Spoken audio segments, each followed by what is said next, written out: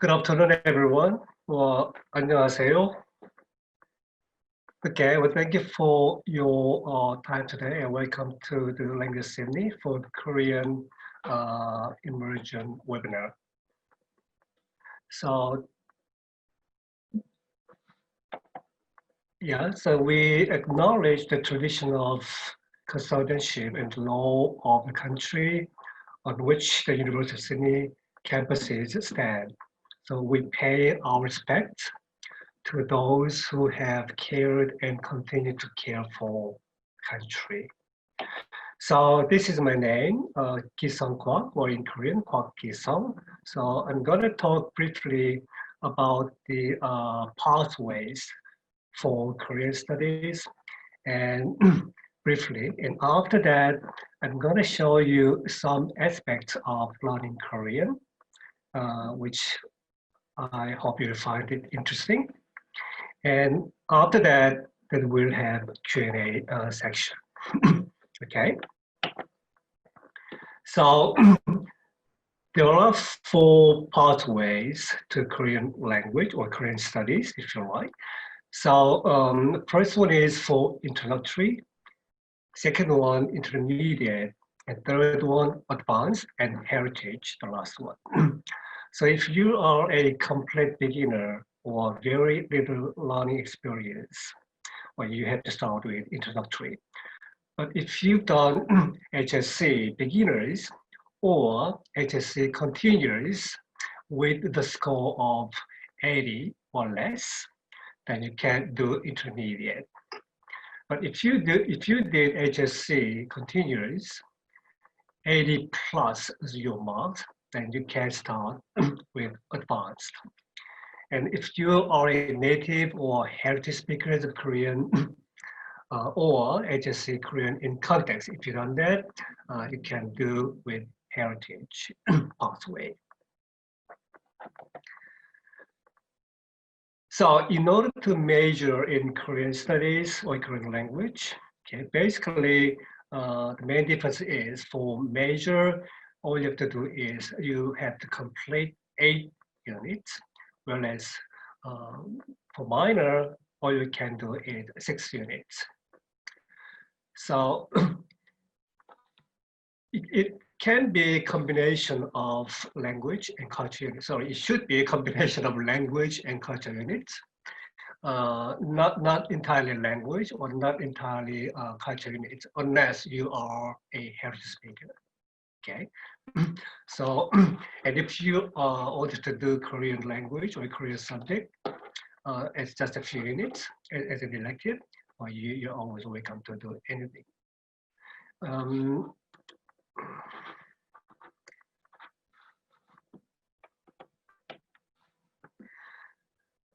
So a little bit more specific information about what units you have to do. For introductory, you have to do 6 language units: Korean 1, Korean 2, Korean 3, 4, 5, and 6. And then you have to do 1 2,000 level culture unit. Plus, what this is interdisciplinary unit, which is kind of compulsory unit for all major or for Korean major. And intermediate, you have to do 4 language units, starting with Korean 3, then 4, 5, 6, and then 2,000 level culture unit, and 2 3,000 culture units, and this compulsory unit. And for advanced pathway, well, you have to do 4 language units: Korean 5, 6, 7, 8, plus 1 2,000 level culture unit and 2 3,000 culture unit, plus this compulsory unit. And for heritage speakers, you have to do 2 language units, Korean 7 and 8, and 3 2,000 level culture units, plus 2 3,000 culture units, plus this compulsory unit. Oh, by the way, I have to say, we are very pleased to inform you that this Korean 7 and 8 will be offered from next year. So you welcome to do that if you're a head speaker or advanced. So these are new units which will be offered from next year. So sorry. Yeah, so what units are available? What units you can do? So I've already mentioned that we have 8 Korean language units. 1, 2, 3, 4, 5, 6, 7, 8. Okay, but in order to major in Korean studies, you have to do some cultural units. So these are cultural language units available for next year. So 2000 level and 3000 level. So 2000 level means that what you normally do these units when you are in the second year, and 3000 level normally when you're in the third year. But depending on your situation and your preference, it can be changed. But you have to discuss with the coordinator before you do that. So anyway, we have this historical unit, pre-modern Korean history and culture, and modern Korean and Korean pop culture and Korean drama. This is linguistic unit. This is culture unit.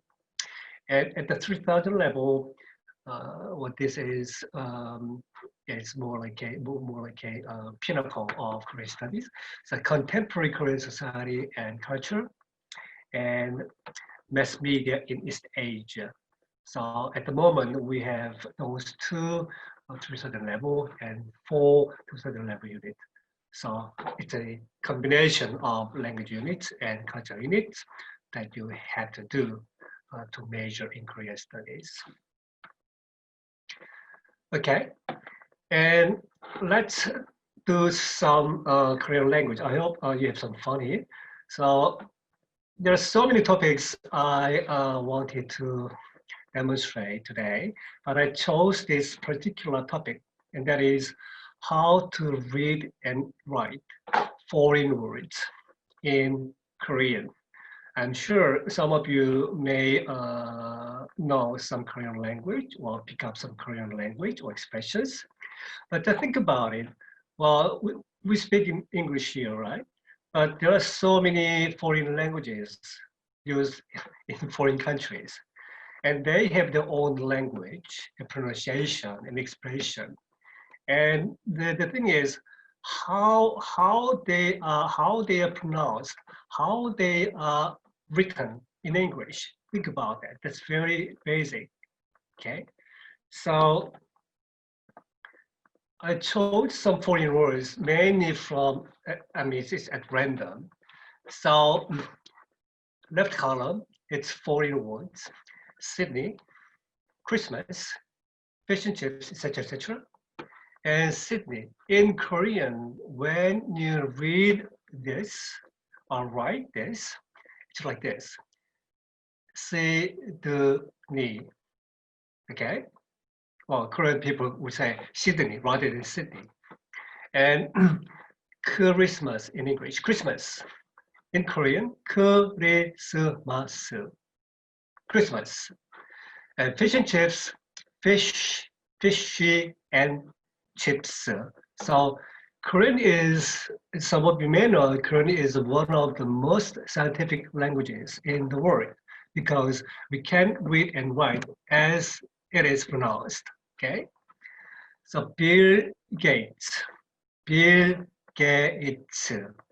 Well, it's not Bill Gates. If you pronounce it fast, it's like Bill Gates. From the same in English. So opera house. So in Korean, opera house, opera house. Kangaroo, kangaroo. Okay. And Qantas, Qantas, Qantas. So no problem when they read and write English words. Okay. Now let's look at some examples. Australia, well, Australia is Australia, but in Korean they may say Hoju. So capital city of Australia is Canberra, Canberra. So in Korean here, right column, Canberra, Canberra. Canada Did you know that the Ottawa is the capital city of Canada? So anyway, it's Ottawa, Ottawa, Ottawa. Okay, and London, London, London. America, Washington, Washington, Washington. Wellington, Wellington. Okay, so if you have a closer look at the first five, they are all English-speaking countries, right?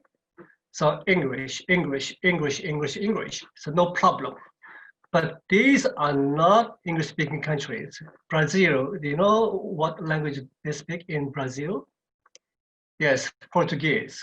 So this is the capital city of Brazil, Brasilia. Okay, I'm not sure what my pronunciation is right. So Brasilia, so Brasilia. So Stockholm, Stockholm, Stockholm. Indonesia, Jakarta, Jakarta. So Jakarta.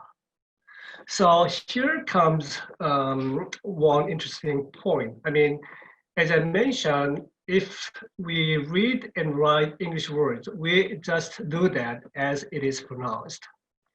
But if it's not English, doesn't matter whether it's Japanese, Chinese, or Swedish, or Indonesian, etc. But these three will happen to be pretty much similar to English pronunciation. Okay, even in their own language. So Brasilia, so Brasilia, Stockholm, Stockholm, okay, Stockholm, Jakarta, Jakarta. In other words, no big difference in their language. I mean, I'm talking about these particular words in English and their original pronunciation. Okay, so I chose those 7 countries and languages: Germany, Russia, and France, Greece, Poland, and Romania, and Italy. So in English, when you say the capital city of Germany, you will pronounce this, how you pronounce it? It's Berlin, isn't it? Berlin. And Russia is this.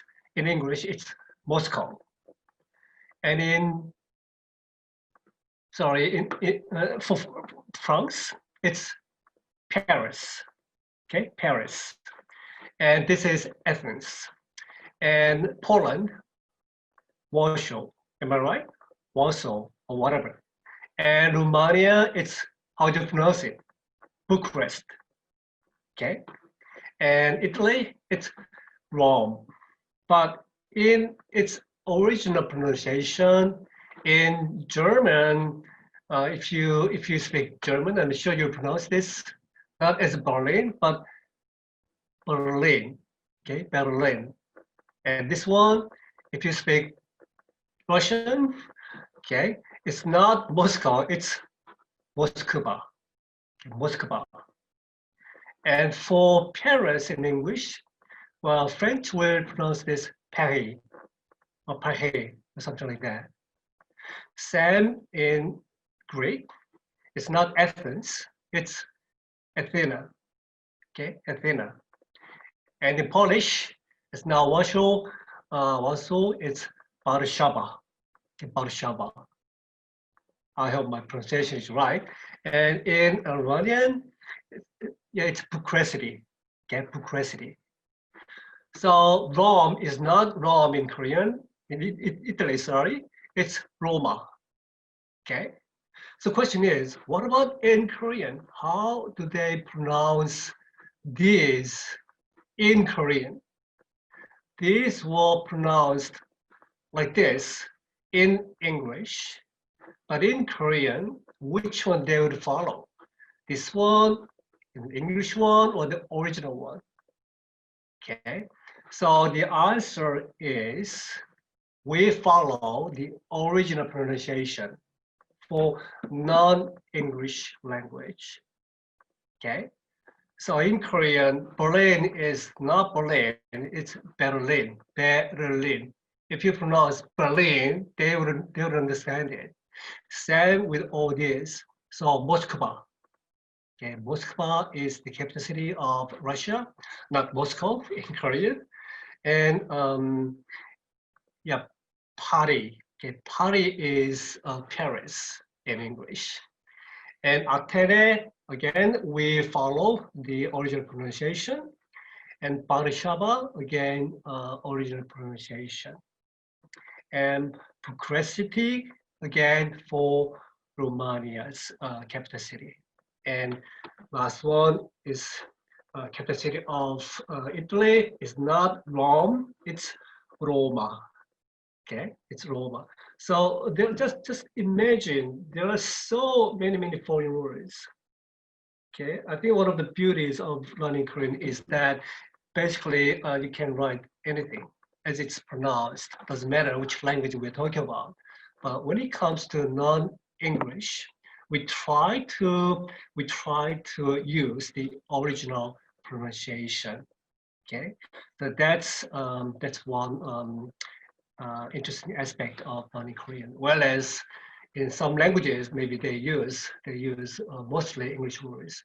Okay, but even in English, when when Korean people are pronouncing, there are some interesting points like this one. In English, it's how to pronounce it. Is this opera house or opera house? Opera or opera? Okay. So in Korean, it's more like opera house because it's written E, okay, although it may be pronounced R. So well, there are tiny, some yeah, difficulties about the how to pronounce vowels in Korean, but generally, okay, it's a lot easier than pronouncing non-English words. Okay, so I think that's a very brief presentation of language lesson today. So I mean, if you have any questions about what I talked, I mean, you can do later. Okay. Okay. So that's the second part, and let's move to third part, question time or Q&A. Yeah. Yeah, I've got two questions here, or pre-collected two questions. First one is, what are tutorial classes like? And how much do you get to practice speaking in class? Well, good question, particularly at this time. Okay. In normal classes, I mean, when I say normal, it's face-to-face, okay, face to class.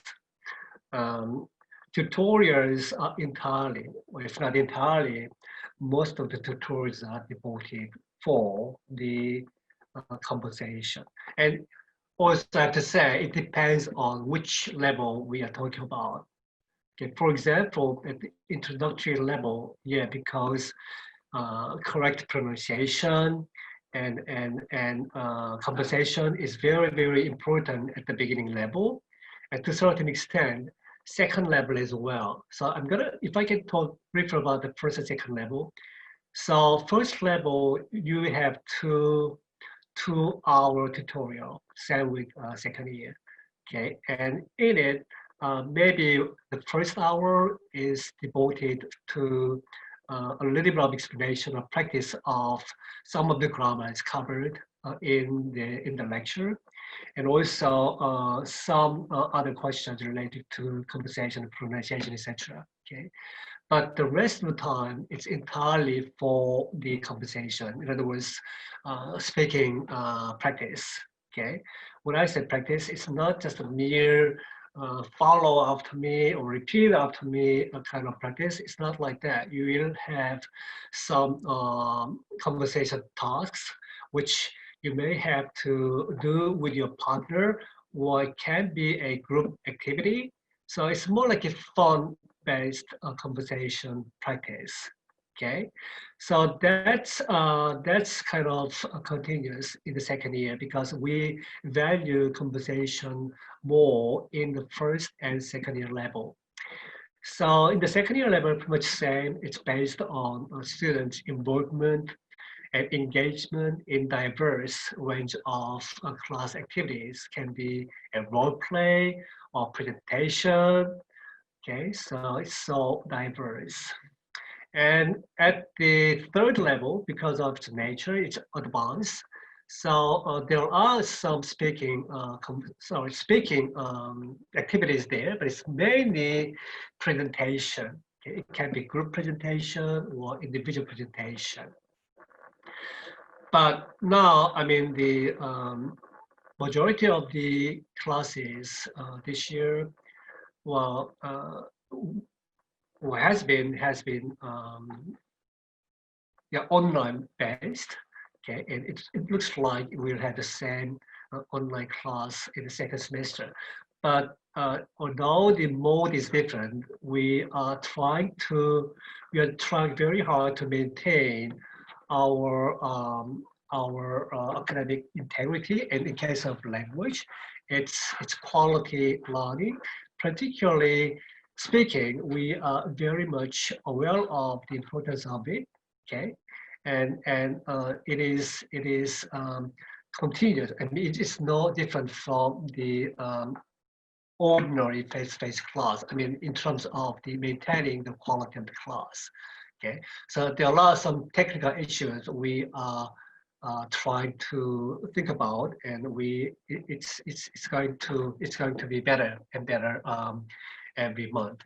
Okay, so that's the first one. And the second question, yeah, where can I use Korean in the work industry? In the work industry, apart from translating, interpreting? Good question again. Well, language is just one of the communication tool. Okay, there's no question about it. So we strongly encourage you, okay, to do something else. I mean, some more, okay, some other subjects as well, like culture subjects, or your discipline area, your interest areas. So if you are good at interpreting, translating, that's fine. But even so, if you want to be a specialist translator or interpreter, you have to know, you have to have some knowledge about all areas you want to translate or interpret. Okay, so with the Korean major, well, there are many opportunities you can approach or you can get a job. So I think public servant is a good example. For example, yeah, particularly Commonwealth government, Ministry of Foreign Affairs and Trade, and also Finance and Trade. But again, you have to have some other backgrounds, like some government or politics, okay? Or it doesn't have to be those area, but you have to have some relevant knowledge or background to apply for those kind of jobs, okay? But definitely, whatever job you are looking for, definitely Korean can be an advantage, no question about it, okay? Because frankly speaking, I haven't seen any Australian person, okay, Australian person who is fluent in Korean. When I say fluent, I mean more like Korean. Okay, so learning, I mean, the Korean is definitely an advantage. So if I can just list some of the areas you can find or approach, in addition to the public servants, yeah, and also the Korean companies, either in Australia or in Korea or anywhere in the world, okay? Because now it's global community, so you can get a job anywhere, okay? And also you can be a teacher, and also you can be a counselor, sorry, a consultant, etc., etc. And even the banks. Now, many Australian banks are trying to have relationship with the Korean banks and more Korean customers. So definitely, okay. And if you are interested in being a doctor or a lawyer, I can tell you, Korean is an absolute advantage. Okay, your patients can be Korean patient, and your customers can be Korean customers. Now, yeah, I've got every year I've got some inquiries about those kind of issues, cultural issues, very sensitive cultural issues from the lawyers and the doctors, and etc. etc. Yeah, so that's my answer to the second question. And third one, which I just have it. How do you get put into a level of Korean language study, intermediate, advanced? So I think, yes, for the introductory, and sorry, the question was intermediate, advanced, right? So for the intermediate, so as I said, if you have done HSC, if you did beginners, HSC, you can do intermediate, okay? And if you done continuous, your mark was less than 80, you can still do intermediate, okay? But if your mark was 80 plus, okay, you can do advanced. And if in your case not applied to any of these, then you have to see the undergrad coordinator or the coordinator or the chair of the department to discuss which level would fit in your case. Okay. Actually, same with all. Well, these are just guidelines for pathways. So if you're not sure about your level, you're always welcome to consult and discuss with the coordinator. Okay, well, if you have further questions or any inquiries about the Korean studies or Korean language, or you can always send us an email. Okay, thank you very much for attending today, and I wish you all the best and hope to see you. Okay, hope to see you learning Korean here. Okay, thank you very much.